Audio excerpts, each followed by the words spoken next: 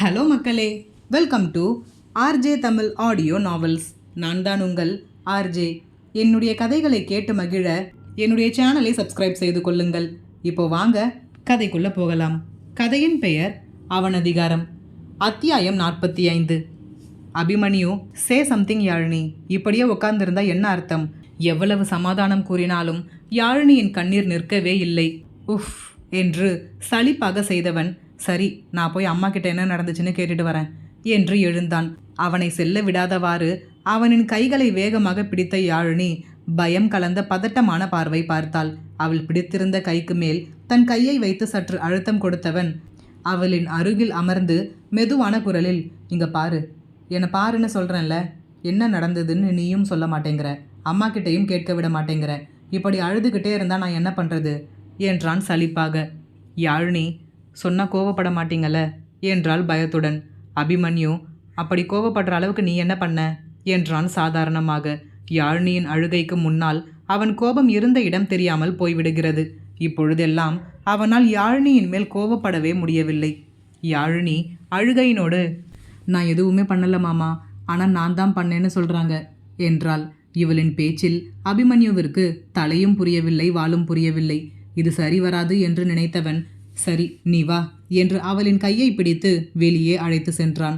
யாழினி அவசரமாக, இல்லை நான் வரமாட்டேன் என்று பின்தங்கினாள். ஏன் என்று அபிமன்யு தன் ஒற்றை புருவத்தை ஏற்றி கேட்க, யாழினி, இதுவரைக்கும் யாரும் என் மேலே இப்படி ஒரு பழி சொன்னதே கிடையாது. எனக்கு ரொம்ப அசிங்கமாக இருக்கு மாமா, யார் முகத்தையும் பார்க்க முடியலை, நான் இங்கேயே இருக்கேன். சற்று நேரம் யாழினியை உற்று பார்த்தவன், நீ ஏதாவது தப்பு பண்ணியா? உடனே யாழினி அவசரமாக இல்லை என்று தலையசைத்தாள். அபிமன்யு, அப்புறம் எதுக்கு தயங்குற? நான் தானே உன்னை கல்யாணம் பண்ணி இந்த வீட்டுக்கு கூட்டிட்டு வந்தேன். உனக்கு ஒரு அவமானம்னா அது எனக்கும் தான். யாழினி தனக்காக இல்லாவிட்டாலும் அபிமன்யுவிற்காக தன்மேல் எந்த தவறும் இல்லை என்று நிரூபிக்க வேண்டிய நிலையில் இருக்கிறோம் என்பதை உணர்ந்தாள். அமைதியாக அபிமன்யுவுடன் சென்றாள். நடு ஹாலிற்கு யாழினியை அழைத்து சென்றவன், மாம், பாட்டி என்று குரல் கொடுத்தான். அபிமன்யுவின் குரலே கூறியது அவனின் கோபத்தின் அளவை.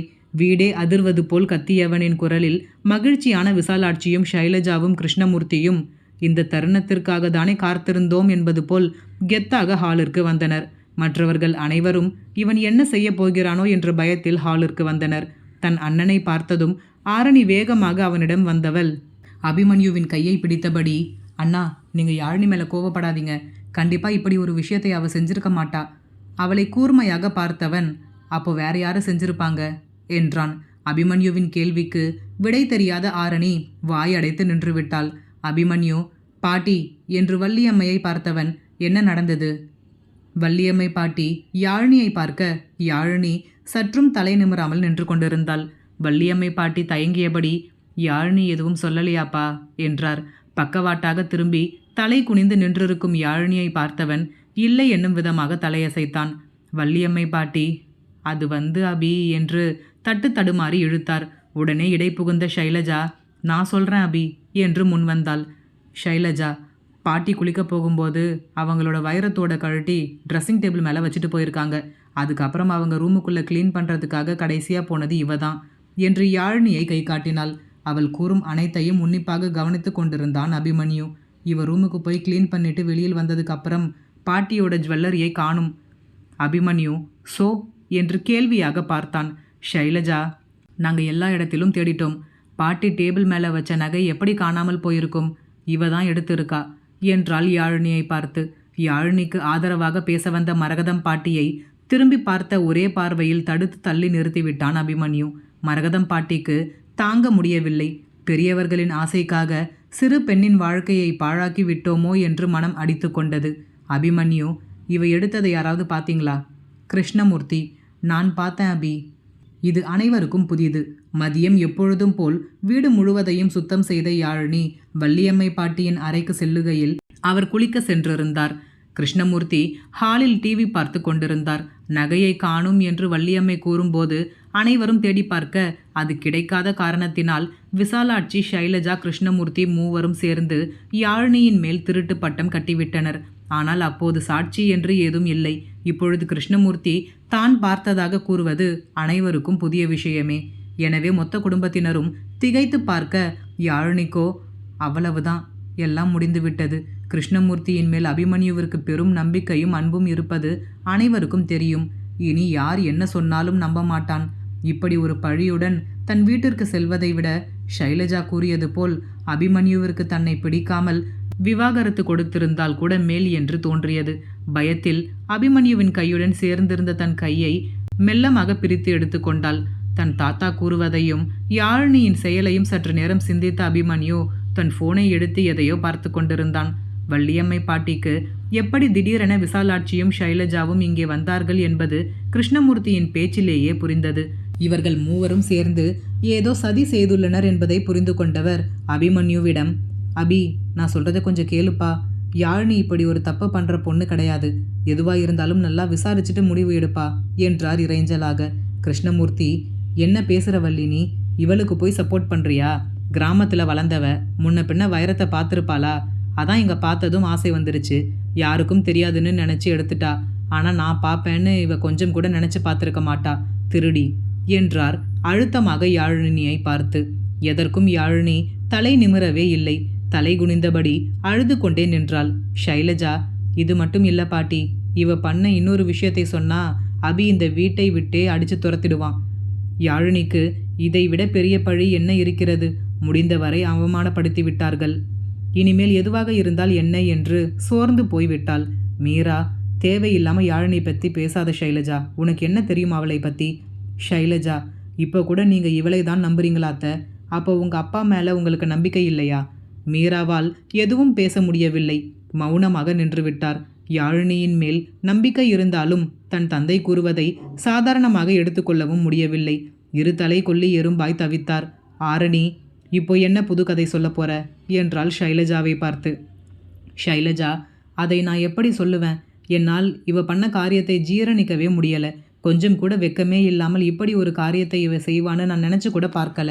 ஆரியன், முதலில் விஷயம் என்னன்னு சொல்லிட்டு அப்புறமா ஃபீல் பண்ணு என்றான் வெடுக்கென்று. விசாலாட்சி, என்ன பேசுகிற ஆரியா? உனக்காக தான் என் பொண்ணு இவ்வளவு ஃபீல் பண்ணிக்கிட்டு இருக்கா. விஷயத்தை தெரிஞ்சதுலேருந்து நைட்டு சரியாக தூங்குறதில்ல தெரியுமா? சரியாக சாப்பிட்றதில்ல. ரொம்ப கவலைப்படுறா.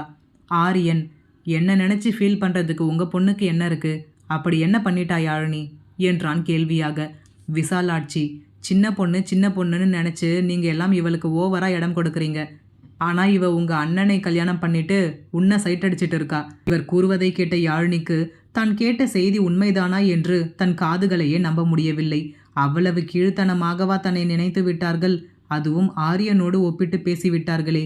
ஆரியனை உடன்பிறவா அண்ணனை போல் அல்லவா நினைத்தோம் என்று உள்ளுக்குள் குமுறினாள். வெளியே வார்த்தைகள் எழவில்லை. Abhimanyu, stop it this nonsense. How dare you to talk like this என்றான் கர்ஜனையாக. விசாலாட்சி, நாங்கள் சொன்னால் நீ நம்ப மாட்டேன்னு எங்களுக்கு தெரியும்ப்பா. நாங்கள் ஒன்றும் சும்மா சொல்லலை. எங்ககிட்ட ஆதாரம் இருக்குது. ஆரியன், மரியாதையாக பேசுங்க.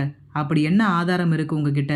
விசாலாட்சி, இங்கே பாரு என்று ஒரு வீடியோவை காண்பிக்க அதை பார்த்து ஷாக்காக நின்று விட்டான் ஆரியன். அபிமன்யுவால் கோபத்தை அடக்க முடியாமல் ஆரியனின் கையில் இருந்த செல்போனை பிடுங்கி அதிலிருந்த வீடியோவை பார்த்தவனுக்கு கோபம் ஏகத்திற்கும் ஏறியது. குடும்பத்தில் இருந்த அனைவரும் அதை பார்த்தனர். ஒரே நாளில் அடுத்தடுத்த நம்ப முடியாத சம்பவங்களால் யாழினிக்கு எதுவும் புரியவில்லை. தலையே சுற்றுவது போல் இருந்தது. தனியே எங்கோ இருட்டில் சென்று மாட்டிக்கொண்டதை போல் உணர்ந்தாள். அந்த வீடியோவில் ஆரியன் குளித்துவிட்டு இடுப்பில் துண்டுடன் கண்ணாடியின் முன்பு நின்று சிகையை கோதிக்கொண்டிருந்தான். அவனை வளைத்து வளைத்து படம் பிடித்திருந்தது அந்த வீடியோ காட்சி. அதை பார்த்த யாழினிக்கு தன்மேல் இப்படி ஒரு பழி வந்துவிட்டதே என்று தன்மேலேயே அருவருப்பாக உணர்ந்தாள். அபிமன்யு, இந்த வீடியோவை யாழினி தான் எடுத்தான்னு உனக்கு யார் சொன்னா? ஷைலஜா தன் கண்களை துடைத்தவாறு, எனக்கு ஆரியனை ரொம்ப பிடிக்கும். சும்மா பிராங்க் பண்ணுறதுக்காக யாழினி கிட்ட அபிமன்யு உன்னை டைவர்ஸ் பண்ணி என்னை கல்யாணம் பண்ணிக்க போகிறான்னு சொன்னேன். இவளின் வார்த்தையில் அனைவரும் கோபமாக பார்க்க, ஆனால் அவகிட்ட வருத்தமாக எந்த ஒரு ரியாக்ஷனுமே இல்லை. அதனால் எனக்கு அவள் மேலே சந்தேகம் வந்துச்சு. அப்போ தான் சந்தேகப்பட்டு அவளோட செல்ஃபோன் எடுத்து பார்த்தப்போ இந்த வீடியோ எனக்கு கிடச்சிச்சு. என்னால் இதை தாங்கிக்கவே முடியலை. ஆரியன் எனக்கு மட்டும்தான் சொந்தம்னு நினச்சிக்கிட்டு இருக்கும்போது இவ இப்படி பண்ணுவான்னு நான் கொஞ்சம் கூட நினைக்கல என்று முகத்தை மூடி குலுங்கி குலுங்கி அழுதாள். ஆரியனோ இது என்ன புது கதை என்று பார்த்து கொண்டிருந்தான். அடுத்த நிமிடம் என்ன நடந்தது என்று யாருக்குமே தெரியவில்லை. பலார் என்னும் சத்தம் மட்டுமே கேட்டது. கண்ணிமைக்கும் நேரத்தில் அனைத்தும் நடந்தேறிவிட்டது. ஷைலஜா அம்மா என்ற அலறலுடன் கீழே விழுந்து கிடந்தாள். வலது கன்னம் பன் போல் வீங்கியிருந்தது. அனைவரும் சுதாரிப்பதற்குள் இப்படி ஒரு விஷயம் நடந்துவிடவே யாராலும் தடுக்க முடியவில்லை. அபிமன்யுவின் அவதாரத்தை பார்த்த கிருஷ்ணமூர்த்தி கூட ஒரு நிமிடம் ஆடி போய்விட்டார். விசாலாட்சி, ஏய், ஏண்டா என் பொண்ணு அடிச்ச என்று கத்தியபடி ஓடிச் சென்று ஷைலஜாவை தூக்கி நிறுத்தினார். அபிமன்யு கர்ஜனையாக கை விரல்களை இறுக்கி மூடியபடி, அடிச்சதோடு விட்டேனேன்னு சந்தோஷப்படுங்க, இல்ல கொன்னு இருப்பேன் என்றான் கழுத்து நரம்புகள் புடைக்க. விசாலாட்சி, உன் பொண்டாட்டி பண்ண தப்புக்கு என் பொண்ணை ஏண்டா போட்டு அடிக்கிற? இவளோட ஓடிப்போன அக்காவே சொன்னான், படிக்கிற வயசுலேயே கல்யாணம் பண்ணி குடும்பம் நடத்தணும்னு ஆசைப்பட்டவ தானே இவ. பின்ன இவகிட்ட எல்லாம் வேற என்ன எதிர்பார்க்க முடியும்? போய் அவளை கேளு என்றார் யாழினியை முறைத்து பார்த்தபடி. அபிமன்யு ஷைலஜாவை அடிப்பான் என்று எதிர்பாராத யாழினிக்கோ கை கால்கள் எல்லாம் வெளிப்படையாகவே வெடவெடக்க தொடங்கியது. அபிமன்யு ஷைலஜாவை அடித்ததும் யாழினி மேல் எந்த தவறும் இருக்காது என்பதை உணர்ந்த மீரா யாழினியின் அருகில் சென்று நின்றார், அவளின் கைகளை பிடித்தவாறு. அபிமன்யு இந்த விஷயம் குறித்து யாழினியிடம் ஒரு வார்த்தை கூட கேட்கவில்லை. அபிமன்யு எரிப்பது போல் ஷைலஜாவை பார்த்தவன், எந்த ஃபோன்ல இருந்து இந்த வீடியோவை எடுத்த என்றான் மீண்டும். விசாலாட்சி, அவ தான் சொன்னால உன் பொண்டாட்டி ஃபோன்ல இருந்து தான் எடுத்திருக்கா, போய் அவளை கேளு என்றார் சவாலாக. அபிமன்யு பற்களை கடித்தபடி, வயசுல பெரியவங்களா இருக்கீங்களேன்னு பார்க்குறேன், இல்லை அவளுக்கு விழுந்த அடி உங்கள் கன்னத்தில் விழுந்திருக்கும். என் பொண்டாட்டிக்கிட்ட செல்ஃபோனே கிடையாது. அப்படி இருக்கும்போது எப்படி அவள் வீடியோ ஷூட் பண்ணியிருப்பா? அபிமன்யுவின் வார்த்தைகளை கேட்டதும் தாய்க்கும் மகளுக்கும் முகமே இருண்டுவிட்டது. கிருஷ்ணமூர்த்தியின் மனம் பதை பதைக்க தொடங்கிவிட்டது. இதெல்லாம் தேவையா? லூசுங்க, என்கிட்ட ஒரு வார்த்தை கேட்டிருந்தா நானே சொல்லியிருப்பேனே அவகிட்ட செல்ஃபோன் இல்லைன்னு. போட்ட பிளானை மட்டும் செய்யாமல் எக்ஸ்ட்ராவா என்னென்னமோ பண்ணி சொதப்பிடுச்சுங்களே என்று பரிதவிப்பாக நடப்பவற்றை பார்த்து கொண்டிருந்தார். ஆரணி, அண்ணா, இந்த வீடியோ யார் எடுத்தாங்க, எப்படி ஷைலஜா கிட்ட போச்சுன்னு எனக்கு தெரியும். ஒரு நிமிஷம் இந்த வீடியோவை பாருங்க என்று தன் செல்போனை அபிமன்யுவின் முன்னால் நீட்டினாள். அதில் ஷைலஜா கையில் செல்போனுடன் ஆரியனின் அறைக்குள் தலையை விட்டபடி எதையோ வீடியோ எடுத்து கொண்டிருப்பதை ஆரணி பின்னால் இருந்து இவளின் செல்போனில் வீடியோ எடுத்திருந்தாள். ஆரணி, இவ என்ன பண்ணுறா அண்ணாவோட ரூம்லன்னு எனக்கு அப்போவே டவுட் வந்துச்சுண்ணா. அதான் எதுக்கும் இருக்கட்டும்னு வீடியோ எடுத்தேன். நல்ல வேலை, இப்போ அது ரொம்ப யூஸ்ஃபுல்லாக போச்சு என்றபடி யாழினியின் அருகில் சென்று நின்றவள், யார் என்ன சொன்னாலும் எதுக்கு இப்படி அழுதுகிட்டே நிற்கிற? நீ பண்ணலன்னு வாயை திறந்து சொல்ல மாட்டியா என்றால் யாழினியை பார்த்து கோபமாக. நடப்பது எதற்கும் எதிர்வினையாற்றும் நிலையில் யாழினி இல்லை. ஸ்தம்பித்து போய் நின்று கொண்டிருந்தாள். அபிமன்யு, வேற யாராவது இந்த இடத்தில் இருந்திருந்தா கழுத்தை பிடிச்சு ரோட்ல தள்ளியிருப்பேன். என் அப்பாவுக்கு கூட பிறந்த தங்கச்சியா போயிட்டீங்களேன்னு பாவம் பார்த்து விடுறேன். இதுதான் உங்களுக்கு லாஸ்ட் வார்னிங். இனிமே என் பொண்டாட்டியை பற்றி ஏதாவது தப்பாக பேசுனீங்க, அம்மாவுக்கும் பொண்ணுக்கும் சேர்த்து பல்ல பேத்துருவேன் என்றான் எச்சரிக்கை விடுப்பது போல். இருவரும் கப்சிப் என்று வாயை மூடி அமைதியாக நின்றனர். யாழினிக்கு இப்படி ஒரு கீழ்த்தரமான பழியை தன் மீது போட்ட பிறகு திருட்டு பழி கூட பெரிதாக தெரியவில்லை. கிருஷ்ணமூர்த்தியோ, சரி அபி, அதான் வீடியோ இவ எடுக்கலன்னு தெரிஞ்சிருச்சே. என்ன இருந்தாலும் அவங்க இந்த வீட்டு பொண்ணு, இப்படியெல்லாம் பேசுறது ரொம்ப தப்பு. நீ அந்த நகையை இவ எதுக்காக எடுத்தான்னு கேட்டு வாங்கி கொடு. அபிமன்யு, அதுக்காக யார் வேணும்னாலும் என்ன வேணும்னாலும் பேச இவ யாரோ கிடையாது. இந்த அபியோட வைஃப், மிஸ்ஸஸ் யாழினி அபிமன்யு ஆரியன் என்றான் தாத்தாவை பார்த்து அழுத்தமாக. ஆரியனோ மனதிற்குள், ஓ, அடுத்து தாத்தாவுக்கா என்று சுவாரஸ்யமாக நடப்பதை பார்த்து கொண்டிருந்தான். கிருஷ்ணமூர்த்திக்கான அபிமன்யுவின் பதில் என்னவாக இருக்கும்? இனி வரும் அத்தியாயங்களில் பார்ப்போம். இந்த கதை பிடித்திருந்தால் மறக்காமல் லைக் பண்ணிட்டு அப்படியே சப்ஸ்கிரைப் பண்ணிடுங்க ஃப்ரெண்ட்ஸ். மீண்டும் அடுத்த அத்தியாயத்தில் சந்திப்போம். நன்றி.